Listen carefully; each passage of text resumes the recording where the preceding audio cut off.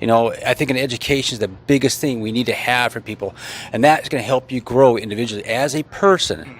And also, when you get that degree and you're working hard, you can help other people and bring them up with you and maybe help them. Okay, I want to push you to go to college. I want you to understand what done for myself, and that way you can do things for yourself and take better care of your family.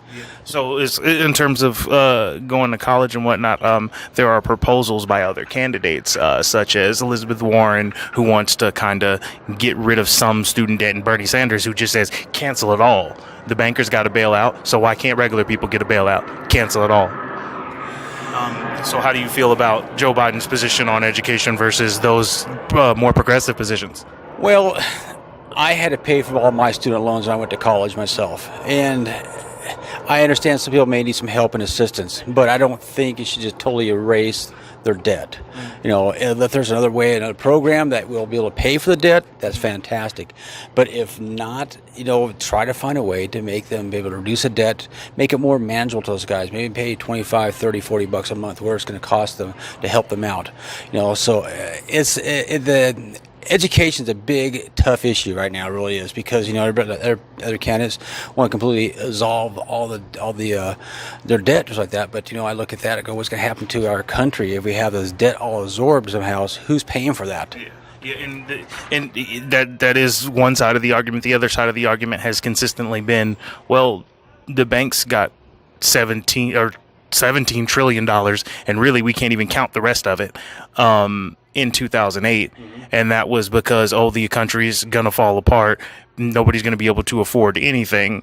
And then turn around, we have the situation with folks being straddled with this debt, and they can't afford anything. Millennials have been shown that they're not buying houses. Millennials are as old as 40 and are buying, or 39, 38, I believe, and they're buying houses at rates like 10-15% less than the generation before them, being Gen X. And a lot of that has been attributed to student debt. So the idea is that getting rid of all the debt would be a giant stimulus for the economy, and it would create jobs. Whereas when you give the top 1% all of this money and it's supposed to trickle down, it only trickles down like 2 feet to their friends, and then that's the end of it. That's a very good question to ask and talk about, a good talking point. Again, like I said, I feel that, if there's a way we can help people reduce their debt somehow to a point that it's a manageable thing. I've always been a firm believer, if you have debt, you should pay your bills like that, and if you're in a hardship situation, a very hardship situation, you have 3-4 kids you're taking care of home, you got to get food on the table, look at different avenues. I'm thinking on that is to say, okay, I need another avenue. I need some help so I can provide for my family. If we have to do some raise of debt or reduce it somehow to, from $10,000 to $5,000 per se, okay. Well, yeah, there's lots of people with hundreds, 90, 80,000. There's one person that was at a rally. She said she had 400,000 in student loan debt. Like, what do you for? That's like a lot more than my house that I own that I'm still paying on. Well, I have a nephew of mine. He's an attorney, and his debt was about $220,000. And yeah, he's still paying that off. In fact, and he's an attorney. Imagine how a social worker's doing, or how somebody that is a teacher and went to get those degrees, or somebody that's teaching at college. Imagine how they're doing. You know what I mean? Because they're not lawyers. They're not making lawyer money. How are they supposed to survive? And this lawyer's not even paying it off. Yeah, those people are struggling for that type of. If they have a big amount of debt like that. Again, like I said, I mean, if there's a way we can help the people either reduce it down or abolish their debt somehow, if that's a possibility. I don't know how that plan will work out. I'm not a financial expert or anything at all, but I think we got to find ways to help people out in our country. And if you can help them out, let's do so. And like I said, I'm concerned about how the debt is going to get absorbed. That's my biggest question. Who's going to be the bearer or get the burden of that debt?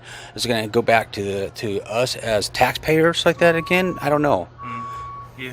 I guess the theory of canceling it is it's just gone and it's wiped off, and like bankruptcy. Yeah, basically like a bankruptcy. And people with student loan debt cannot declare bankruptcy. However, in the case of bankruptcy, banks usually get some kind of amount in return for that.